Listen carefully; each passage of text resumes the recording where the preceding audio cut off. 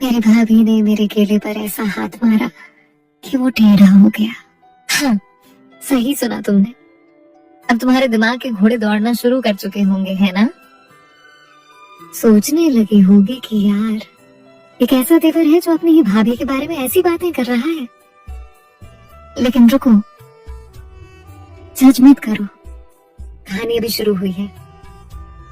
और मेरी कहानी सीधी नहीं है, बिल्कुल उस केले की तरह जो अब टेढ़ा हो चुका है। मेरा नाम राहुल है, उम्र 24 साल। लोग कहते हैं हैंडसम हूँ, चार्मिंग हूँ, लेकिन सच कहूँ तो मैं बस एक एवरेज लड़का हूँ जिसके सपने कुछ ज्यादा ही बड़े हैं। और उन्हीं सपनों में से एक सपना नहीं, एक जीती जागती हकीकत है मेरी भाभी माया। माया भाभी, नाम सुनकर क्या लगा? कोई सीधी सादी घूंघट में रहने वाली घरेलू औरत? तुम माया को जानते नहीं हो। वो भाभी कम और किसी जलते हुए शोले का टुकड़ा ज्यादा लगती है। उम्र होगी कोई 28 साल, लेकिन उसे देखकर लगता है जैसे वक्त ने उसके पास आकर अपनी रफ्तार धीमी कर ली हो, जैसे खुदा ने उसे बनाने के बाद वाला सांचा ही तोड़ दिया हो। जब वो चलती है ना तो ऐसा लगता है जैसे कोई गजल अपने पैरों पर चल रही हो। उसकी आंखें, उफ, दो गहरी झीलें जिसमें डूबने का खतरा भी है और मजा भी। और उसकी मुस्कान, जब वो हंसती है तो कसम से ट्रैफिक रुक जाता है। भैया की किस्मत से जलता हूं मैं। उन्हें दुनिया की सबसे खूबसूरत चीज मिली है, और वो है कि बिजनेस के चक्कर में आधे से ज्यादा टाइम शहर से बाहर ही रहते हैं। और मैं उसी घर में रहता हूँ, भैया भाभी और मैं, एक छत के नीचे, 3 लोग और हजारों अनकही बातें। तो वापस आते हैं उस टेढ़े केले पर। हुआ यूं कि उस दिन इतवार की सुबह थी। घर में सब शांत था, भैया टूर पर थे। मैं अपने कमरे में सो रहा था जब अचानक मेरे चेहरे पर पानी की कुछ बूंदें पड़ी। मैंने हड़बड़ाकर आंखें खोली। सामने माया भाभी खड़ी थी, हाथ में एक पानी का गिलास ली। उनके बाल गीले थे, शायद अभी अभी नहा कर आई थी। सफेद रंग का एक सिंपल सा सूट पहना था उन्होंने, लेकिन उस सादगी में भी जो कयामत थी वो मैं ही जानता हूँ। पानी की कुछ बूंदें अभी भी उनके माथे से फिसलकर उनके गले पर ठहर रही थी। मैंने अपनी नजरें हटाने की बहुत कोशिश की, पर कमबख्त हट नहीं रही थी। उठो देवर जी, उनकी आवाज में शहद खुला था। बाजार नहीं चलना? देखो तो कितना सोओगे। मैं नींद में था, लेकिन उनकी आवाज ने जैसे मेरे अंदर करंट दौड़ा दिया। मैं तुरंत उठ बैठा। हाँ भाभी, बस 5 मिनट। वो मुस्कुराई। 5 मिनट में नीचे आ जाओ, मैं नाश्ता लगाती हूँ। और ये कहकर वो पलटकर चली गई।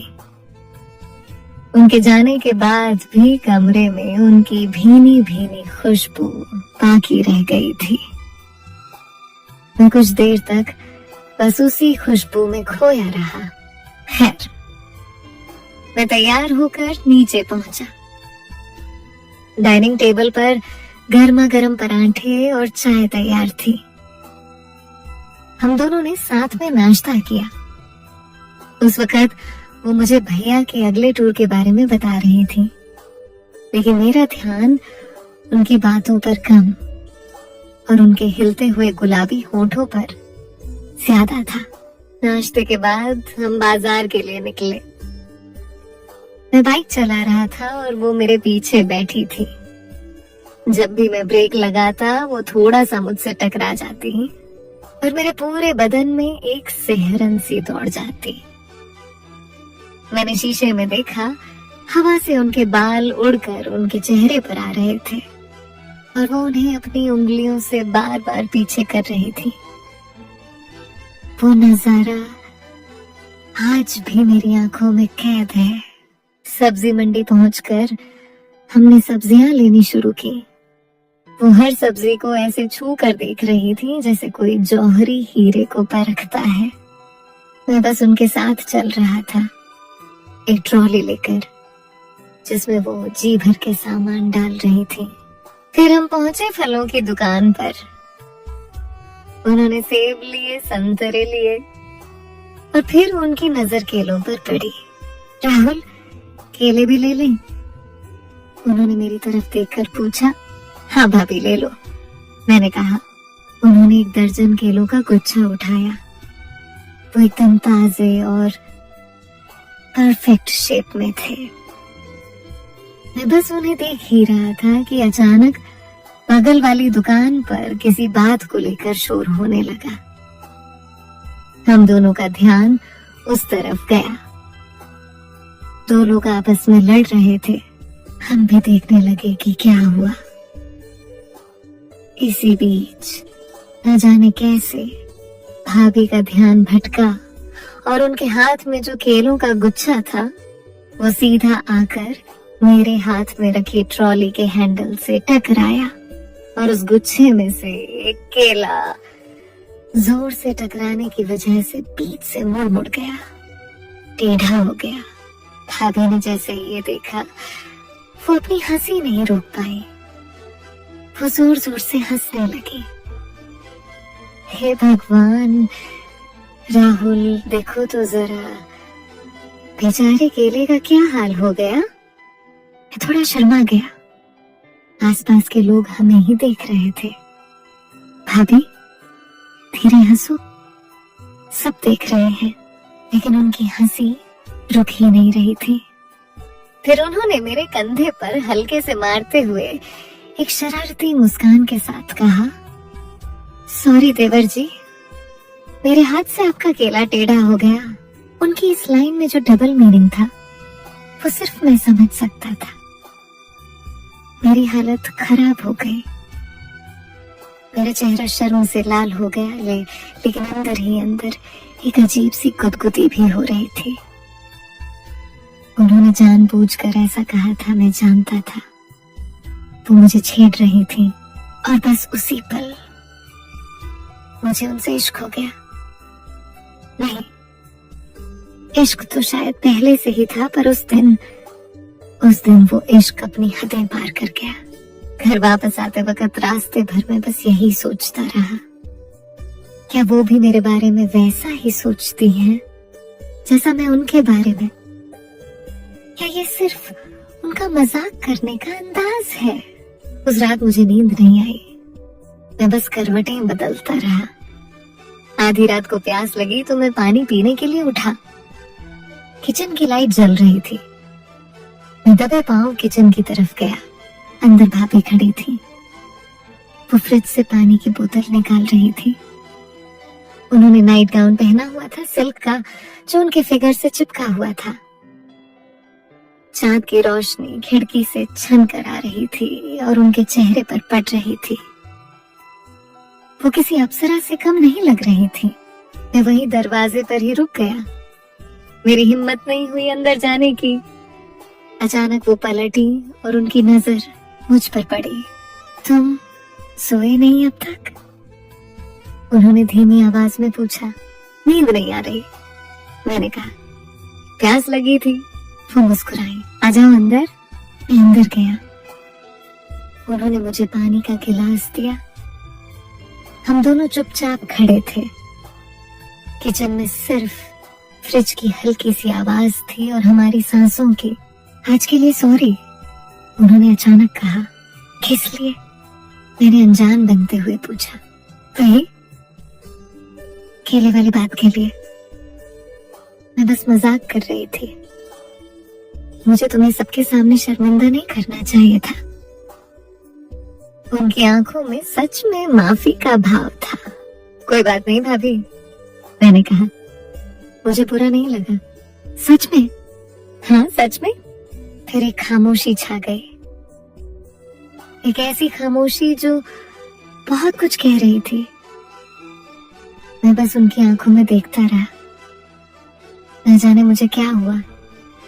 मैंने धीरे से अपना हाथ बढ़ाया और उनके गाल पर आए एक बाल को हटा दिया। मेरा हाथ जैसे ही उनके गाल से छुआ, हम दोनों ने एक करंट महसूस किया। उनकी आंखें बड़ी हो गईं। मेरे दिल की धड़कनें इतनी तेज हो गईं कि मुझे डर था कहीं वो सुन न ले। हम दोनों एक दूसरे के बहुत करीब थे, इतना करीब कि मैं उनकी गर्म सांसों को महसूस कर सकता था। मेरा मन कर रहा था कि मैं आगे बढ़कर, लेकिन तभी हॉल में रखी घड़ी ने टन टन करके 2 बजाए। हम दोनों जैसे होश में आए। वो एक कदम पीछे हट गई। देर हो गई है, उन्होंने कहा। उनकी आवाज कांप रही थी। सो जाना चाहिए। मैं सिर्फ इतना ही कह पाया। वो बिना कुछ और कहे अपने कमरे की तरफ चली गई। मैं वहीं किचन में पत्थर की तरह खड़ा रहा, अपने कांपते हुए हाथों को देखता रहा। सांसें रुक गई ना तुम्हारी? दिल जोर जोर से धड़क रहा है। अगर तुम महसूस कर सकते हो वो बिजली जो उस रात उस किचन में हम दोनों के बीच दौड़ी थी, तो अभी के अभी इस वीडियो को लाइक करो। और अगर तुम्हारी दिल की धड़कनें भी मेरी तरह तेज हो गई हैं, तो कमेंट्स में एक लाल दिल जरूर डालना। मुझे पता तो चले कि इस कहानी में मेरे साथ कौन कौन है। और हाँ, अगर जानना चाहते हो कि उस रात के बाद क्या हुआ, तो चैनल को सब्सक्राइब करना मत भूलना, क्योंकि कहानी का असली मजा तो अब शुरू होगा। उस रात के बाद घर का माहौल बदल गया था। हम दोनों एक दूसरे से नजरें चुराने लगे थे। वो पहले की तरह मुझसे खुलकर बात नहीं करती थी। मैं भी उनसे कुछ कहने की हिम्मत नहीं जुटा पा रहा था। हमारे बीच एक अनकही सी दीवार खड़ी हो गई थी। एक अजीब सी टेंशन। कई दिन ऐसे ही बीत गए। घर में एक अजीब सी खामोशी रहने लगी थी। भैया का फोन आता तो वो उनसे हंस हंस कर बातें करती, लेकिन जैसे ही फोन रखती, उनके चेहरे पर फिर वही उदासी छा जाती। मैं उन्हें छुप छुप कर देखता रहता था। मैं उनकी उदासी की वजह जानना चाहता था। क्या वो मैं था या कोई और बात थी? एक शाम मैं कॉलेज से घर लौटा तो देखा कि घर पर ताला लगा है। मैंने भाभी को फोन किया। हेलो। उनकी आवाज में घबराहट थी। भाभी आप कहाँ हो? घर पर ताला लगा है। वो राहुल, मैं मार्केट में हूँ। एक छोटी सी प्रॉब्लम हो गई है। क्या हुआ? सब ठीक तो है? मेरी चिंता बढ़ गई। हाँ, सब ठीक है। बस मेरी स्कूटी खराब हो गई है और यहाँ कोई मैकेनिक भी नहीं मिल रहा, और मेरा फोन भी डिस्चार्ज होने वाला है। आप मुझे लोकेशन भेजो, मैं अभी आता हूँ। मैंने बिना एक पल सोचे कहा। उन्होंने मुझे लोकेशन भेजी। वो शहर के उस हिस्से में थी जो थोड़ा सुनसान था। मैं तुरंत बाइक लेकर निकल पड़ा। मेरे दिल में एक अजीब सा डर था। जब मैं वहां पहुंचा तो देखा कि वो सड़क के किनारे अकेली खड़ी थी। शाम का धुंधलका घिर रहा था। कुछ आवारा लड़के थोड़ी दूर खड़े उन्हें घूर रहे थे। मेरा खून खौल गया। मैंने बाइक उनके पास रोकी। भाभी, आप ठीक हो? मुझे देखकर उनकी जान में जान आई। राहुल, तुम आ गए। मैंने उन लड़कों को एक गुस्से वाली नजर से घूरा। वो लोग वहां से खिसक गए। आपको यहाँ अकेले नहीं रुकना चाहिए था, मैंने कहा। क्या करती? कोई और ऑप्शन नहीं था, उन्होंने उदास होकर कहा। मैंने उनकी स्कूटी देखी, स्टार्ट ही नहीं हो रही थी। इसे यहीं छोड़ देते हैं, कल सुबह मैकेनिक को ले आएंगे। आप मेरे साथ बैठो। वो चुपचाप मेरी बाइक पर पीछे बैठ गई। इस बार वो मुझसे थोड़ा सा चिपक कर बैठी थी। शायद उन्हें डर लग रहा था। मैंने धीरे से बाइक आगे बढ़ाई। रास्ते में हम दोनों चुप रहे। घर पहुंचने के बाद भी चुप्पी बनी रही। थैंक यू राहुल, उन्होंने बहुत धीमी आवाज में कहा। इसमें थैंक यू की क्या बात है? मैंने कहा। आप फ्रेश हो जाओ, मैं चाय बनाता हूँ। जब मैं चाय बना रहा था तो वो मेरे पीछे आकर खड़ी हो गई। राहुल। हाँ, मैंने बिना पीछे मुड़े कहा, क्या हम पहले की तरह दोस्त नहीं बन सकते? उनकी आवाज सुनकर मैं पलटा। उनकी आंखों में आंसू थे। मुझसे देखा नहीं गया। भाभी, आप रो क्यों रही हो? मैंने उनके पास जाकर पूछा। मुझे ये खामोशी अच्छी नहीं लगती। उन्होंने सिसकते हुए कहा, जब से वो रात हुई है हम दोनों एक दूसरे से बात भी नहीं करते। मुझे तुम्हारी दोस्ती वापस चाहिए। भाभी, मैंने धीरे से उनके आंसू पोंछे। हम आज भी दोस्त हैं। तो फिर तुम मुझसे बात क्यों नहीं करते? मुझसे दूर दूर क्यों रहते हो? अब मैं क्या जवाब देता? क्या मैं उन्हें बताता कि मैं उनसे दूर इसलिए रहता हूँ क्योंकि जब वो पास होती हैं तो मेरा खुद पर काबू नहीं रहता? क्या मैं उन्हें बताता कि मैं उनसे प्यार करने लगा हूँ? मैं चुप रहा। बोलो ना राहुल। क्योंकि मेरे शब्द मेरे गले में ही अटक गए। क्योंकि तुम क्या? क्योंकि मैं आपसे प्यार करता हूँ भाभी। ये 3 शब्द मेरे मुंह से निकल ही गए। जैसे ही मैंने ये कहा पूरे कमरे में सन्नाटा छा गया। वो बस मुझे देखती रही। उनकी आंखों में हैरानी थी, शौक था और शायद कुछ और भी था जिसे मैं पढ़ नहीं पा रहा था। उन्होंने कुछ नहीं कहा। वो बस पलटी और अपने कमरे में जाकर दरवाजा बंद कर लिया। मैं वहीं किचन में पत्थर की तरह खड़ा रह गया। मुझसे कितनी बड़ी गलती हो गई थी। मैंने सब कुछ खराब कर दिया। अब वो मुझसे नफरत करेंगी। शायद भैया को सब कुछ बता देंगी। मेरा क्या होगा? उस रात मैं अपने कमरे में बैठा खुद को कोसता रहा। मुझे ये घर छोड़कर चले जाना चाहिए।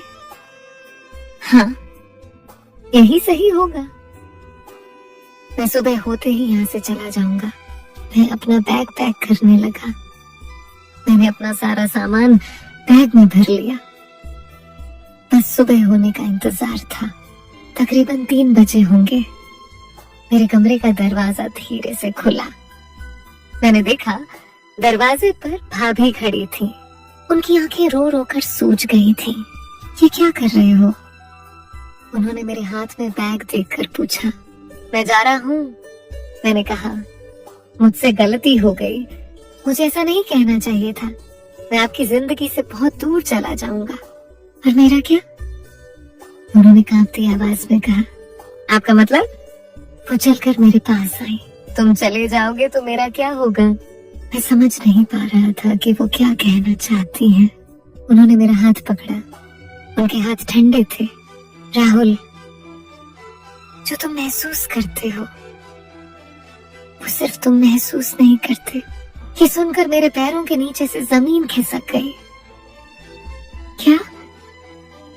क्या मैंने सही सुना? भाभी, आप? उन्होंने अपना हाथ मेरे होंठों पर रख दिया। कुछ मत कहो। मुझे पता है ये गलत है। दुनिया की नजरों में ये पाप है। लेकिन दिल किसी की नहीं सुनता।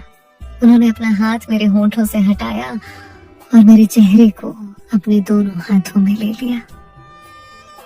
मैं भी तुम्हें पसंद करती हूँ राहुल, बहुत पसंद करती हूँ।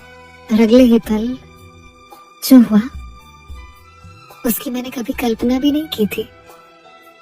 हम दोनों की दुनिया हमेशा के लिए बदलने वाली थी। उस रात उस बंद कमरे में 2 दिल अपनी सारी हदों को तोड़ने के लिए तैयार थे।